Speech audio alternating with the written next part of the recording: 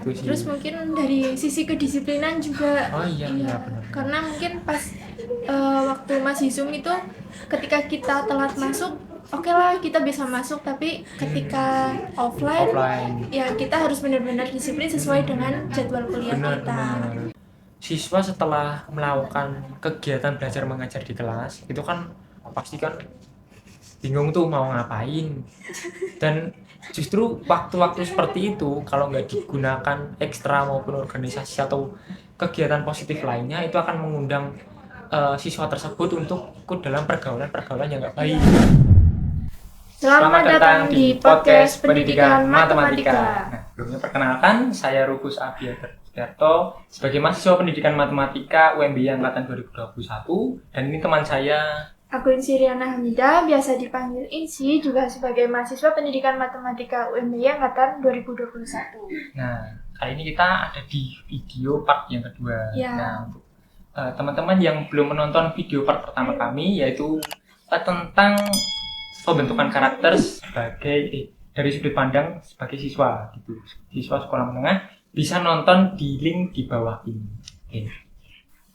Oke, kan di part sebelumnya nih kita udah bahas-bahas dan cerita-cerita tentang pandangan kita sebagai siswa di sekolah menengah dalam konteks karakter gitu ya. Nah, menurut Mas Rufus nih, apa sih arti dari sebuah karakter dalam konteks pendidikan? Oke, sebuah karakter dalam konteks pendidikan. Nah, sebenarnya kan karakter sama pendidikan itu nggak bisa dilepaskan ya, karena balik lagi kayak tadi, pendidikan tanpa karakter juga itu nol. Artinya manusia itu nol, dan karakter tanpa pendidikan juga nol. Jadi kita harus benar-benar menyeimbangkan antara karakter dan pendidikan. Nah, arti karakter dalam konteks pendidikan ini sebenarnya kan karakter itu kan merujuk ke perilaku pengembangan, apalagi dalam konteks pendidikan. Jadi artinya itu pembentukan karakter dengan melibatkan pendidikan gitu. Seperti contoh kita di kelas nih kan kayak cerita yang sebelumnya ya Mbak India. Pembentukan karakter di sekolah itu kan nggak harus merujuk dalam kelas saja. Di luar kelas juga masih banyak hal lain yang dapat mempengaruhi pembentukan karakter kita atau teman-teman sebagai siswa atau di sekolah menengah gitu. Nah, karena pembentukan itu nggak hanya melibatkan dalam kelas, maka dampak atau peran yang dibutuhkan untuk membentuk karakter juga nggak hanya satu peran saja. Salah satunya peran yang penting itu yaitu sebagai guru atau calon pendidik. Nah, jadi karakter butuh pendidikan, itu sih ya, karakter butuh pendidikan. Karakter dibentuk karena dididik. Kalau menurut Mbak Inci, karakter dalam konteks pendidikan gimana Mbak? Menurut aku sama sih kayak Mas Rufus, yang dimana karakter sama pendidikan itu tidak bisa dipisahkan ya. Jadi setuju ya Mbak ya?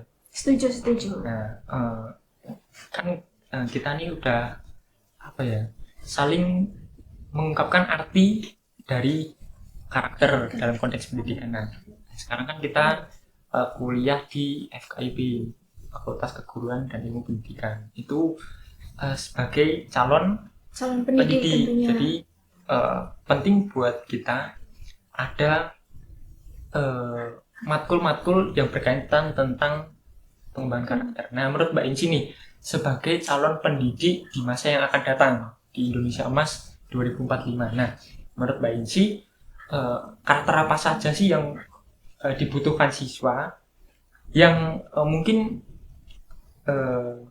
dulu sebagai Mbak Inci sebagai seorang siswa, aku butuh karakter ini, dan itu tidak diajarkan waktu bersekolah. Nah, menurut Mbak Inci, karakter apa aja sih yang dibutuhkan untuk siswa?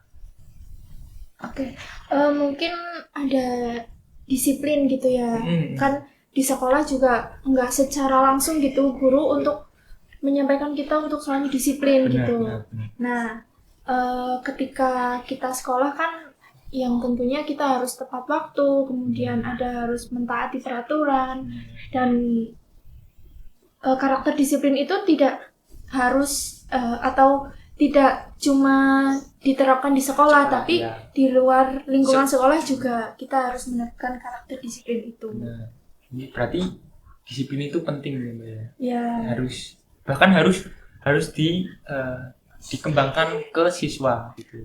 Oke, ya. yang pertama berarti disiplin, yang kedua apa nih?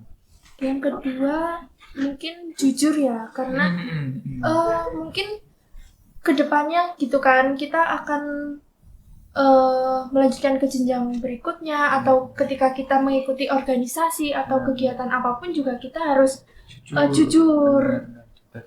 Jujur itu penting banget, dan itu nggak bisa dididik dalam 1-2 hari. Ya, Semuanya itu butuh proses jelas. Namanya aja karakter itu kan dihasilkan dari kebiasaan baik akan menghasilkan karakter yang baik juga. Begitu pula kebiasaan yang buruk akan menghasilkan karakter yang buruk juga. Nah, itu kan 2 nih. Ada lagi nggak, Mbak? Atau mungkin kerjasama kali ya, karena kan untuk era-era sekarang ini kita lebih butuh butuh kolaborasi. benar. Jadi nggak hanya disiplin itu kan nggak cuma disiplin karakter, disiplin diri, tapi disiplin juga bisa disiplin waktu, disiplin dalam mengerjakan sesuatu itu juga disiplin. Jadi disiplin itu luas, dan jujur itu juga penting juga, karena apa ya, dengan berbohong satu kali itu pasti akan menumpuk kebohongan yang lainnya. Ya, benar. Kita berbohong ini nanti ditumpuk kebohongan ini lagi. Jadi nanti kalau udah terlalu banyak kebohongan akan terbongkar dengan sendirinya gitu. Dan apa gunanya juga kita bersekolah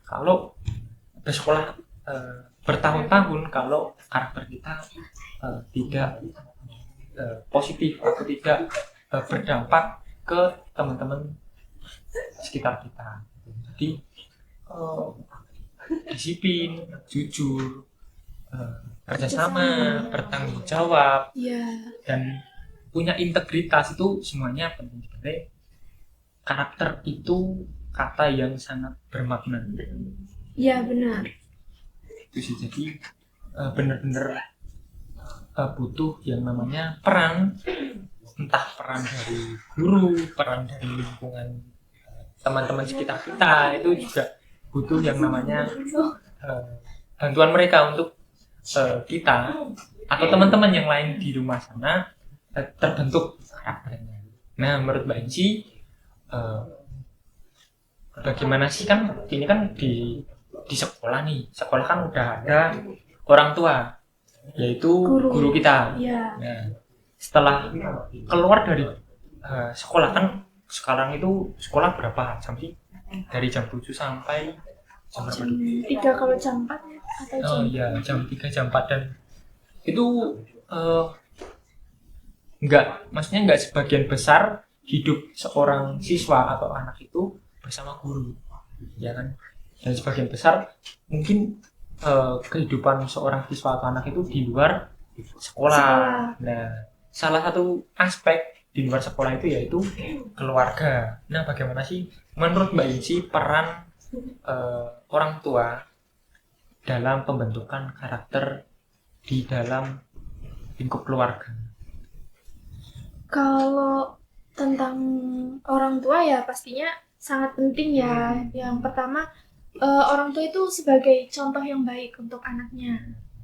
Tapi bukan berarti juga ketika orang tuanya mempunyai karakter yang buruk, anaknya juga karakternya kurang baik gitu. Nah, begitu juga sebaliknya, ketika anaknya mempunyai karakter yang baik atau bagus, juga belum tentu orang tua yang di rumah mengajarkan karakter yang seperti itu. Benar.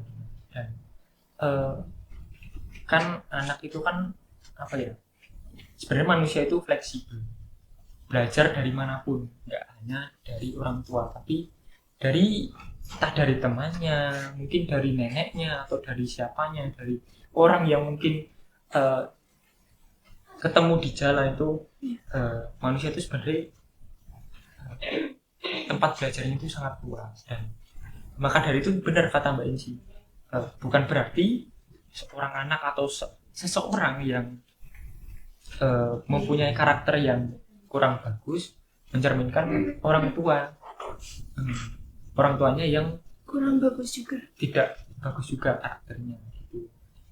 Sebenarnya orang tua itu sangat penting, ya kan? Ya, Apalagi di umur awal-awal sebelum kita masuk TK atau mungkin masuk ke SD, itu kan semua itu kan benar-benar dibimbing orang tua. Orang tua. Jadi pendidikan pertama seorang anak kan orang tua juga.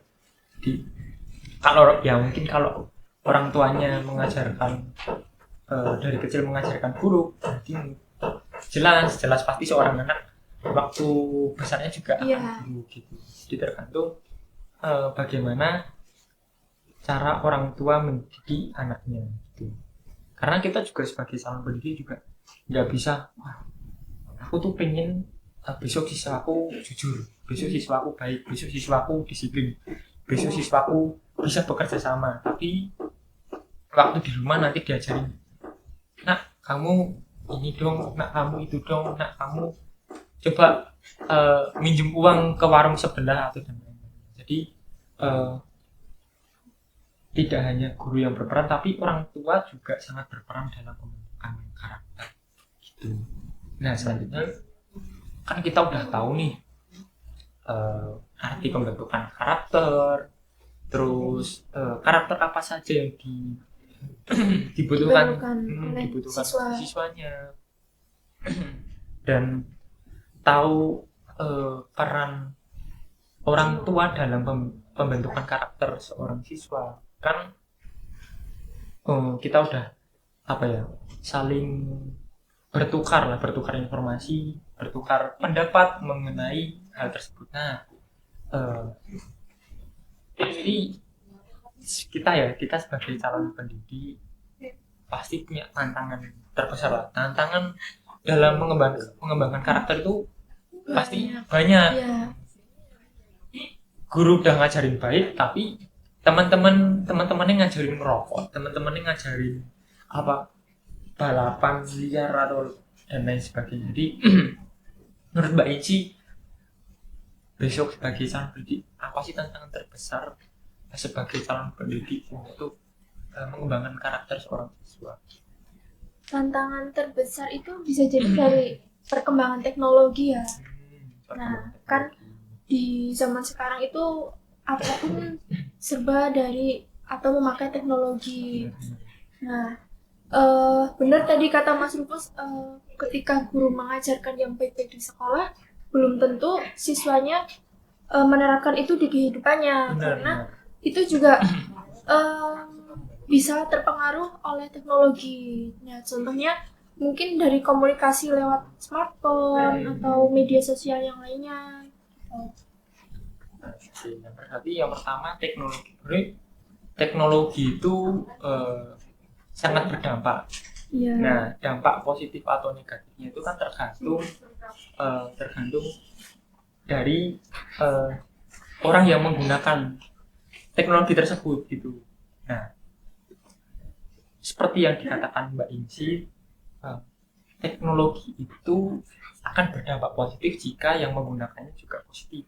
Ya, benar. Teknologi akan berdampak negatif jika yang menggunakan juga negatif gitu. Jadi mungkin buat teman-teman yang tahu kan ada yang ngomong gini, moodku tergantung FYP ku gitu. FYP ini galau, ikut galau. FYP ini mungkin apa namanya, seneng atau apa, ikut. Jadi apalagi sekarang seorang siswa itu kan bukan seorang siswa, seorang anak itu udah dibiarin orang tuanya untuk memegang smartphone. Ya. Dulu Mbak Ici pegang HP itu kelas berapa? Dulu kelas 8 SMP sih. Oh, baru kelas. Oh, kalau aku kelas 9 malah kelas 9 SMP, karena kan orang tua itu nggak ngasih apa namanya, nggak memberikan uang untuk membeli HP, jadi harus nabung gitu kan. Jadi baru kelas 9 itu zaman kita SMP dulu. Tapi sekarang itu kayak belum sekolah aja udah pegang HP, udah TikTokan, udah dan lain. Jadi dari ini bukan cuma platform TikTok aja, tapi masih banyak lagi kayak Instagram atau lainnya, itu juga memberikan dampak yang negatif untuk anak-anak yang mungkin belum bisa memfilter informasi yang mereka dapatkan. Apalagi waktu masa-masa sekolah menengah itu kan masa-masa siswanya tuh kayak masih punya rasa penasaran gitu. Benar. Jadi pengen tahu ini itu. Tapi kalau bayangin kalau video yang lewat di HP-nya seorang anak itu ngerokok atau nge-vape, malah bikin memicu rasa penasaran seorang anak untuk merasakan itu juga gitu. Jadi butuh peran orang tua, balik lagi tadi, butuh peran orang tua untuk memantau kegiatan anak-anaknya di rumah maupun ini di luar sekolah gitu. Nah, selain teknologi nih, ada lagi nggak? Mungkin apa ya, lingkungan sih, tantangan terbesar lingkungan sih. Karena gini, dulu waktu SD, SMP hingga SMA itu namanya BK bukan prodi BK, tapi BK di sekolah itu sebagai jadi momok. Itu dipanggil BK, jadi dipanggil BK itu kesannya kayak wah, aku ngelakuin kesalahan apa nih, jadi gampang geger lah. Itu ada kelas sebelah yang dipanggil BK, ada masalah apa.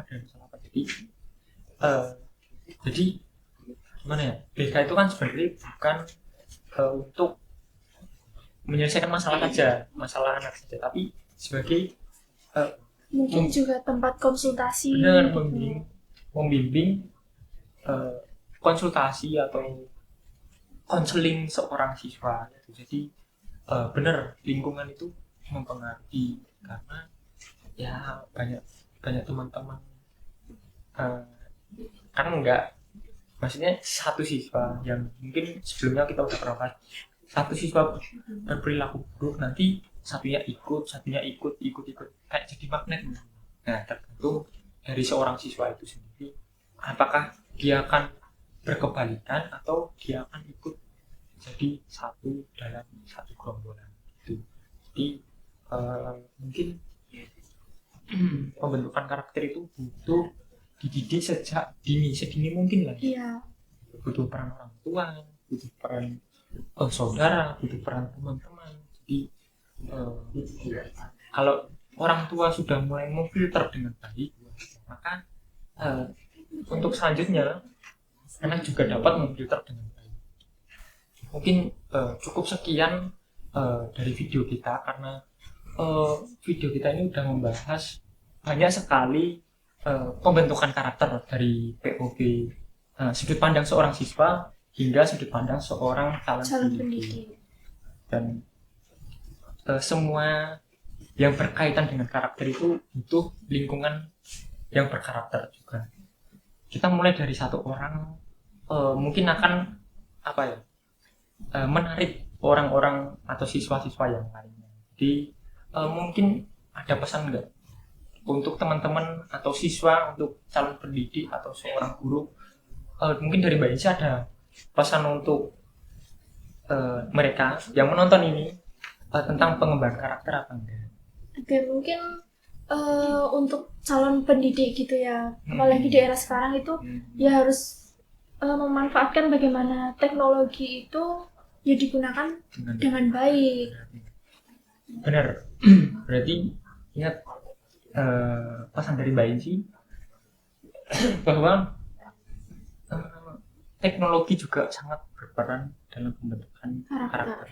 Berarti kita bisa simpulkan dari awal video kita hingga sekarang apa saja sih yang sangat berperan dalam pembentukan karakter. Yang pertama yaitu lingkungan siswa. Lingkungan. Waktu kita sekolah menengah, lingkungan siswa itu sangat berperan. Yang kedua itu organisasi yang kita ikuti. Nggak harus apa ya, mungkin buat teman-teman yang kurang percaya diri, kurang confidence untuk mengikuti organisasi, mungkin bisa mengikuti Mungkin semisal ekskul, ekstra ya ekskul di luar gitu.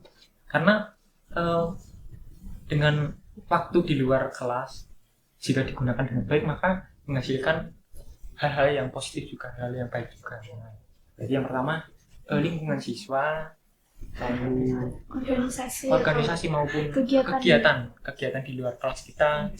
Habis itu kemarin ada ya tentunya peran seorang guru juga sangat penting. Peran guru, peran orang tua, peran teknologi, dan masih banyak lagi yang mungkin belum bisa kita bahas di sini. Ya. Masih banyak lagi karena ya balik tadi ke tadi, karakter itu nggak bisa diproses secara instan. Benar 1-2 hari, itu waktu yang panjang sekali untuk membentuk karakter yang baik untuk siswa. Mungkin akhir kata dari saya,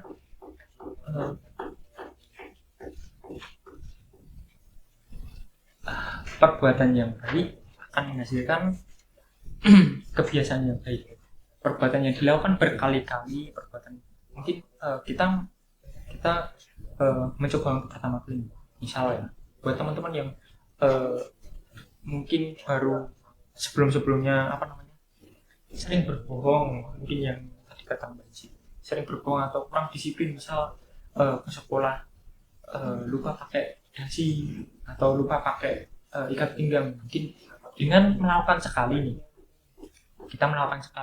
menggunakan ikat pinggang sekali, dilakukan berkali-kali akan menjadi kebiasaan. Nah, kebiasaan menggunakan ikat pinggang itu nanti lama-lama akan menjadi karakter gitu. Jadi kayak ada yang kurang nih, kayak ada yang harus dipakai nih gitu. Jadi kita akan secara otomatis akan mengingat apa sih yang kurang, apa sih yang harus dilakukan, dan itu menimbulkan hal yang positif jika melakukan perbuatan dari awal, perbuatan yang positif juga. Ya. Ya mungkin itu akhir kata dari saya dan si buat teman-teman, mengingatkan sekali lagi buat teman-teman yang mungkin belum melihat video kita yang part pertama, episode pertama, mungkin bisa dilihat di link di bawah. Dan kita juga mengucapkan banyak terima kasih untuk pendidikan matematika UMBY karena bisa memfasilitasi kita untuk melakukan podcast, melakukan pertukaran pendapat, pikiran gitu untuk hari ini. Oke, mungkin itu akhir kata dari saya dan Bensi. Sekian dan terima kasih.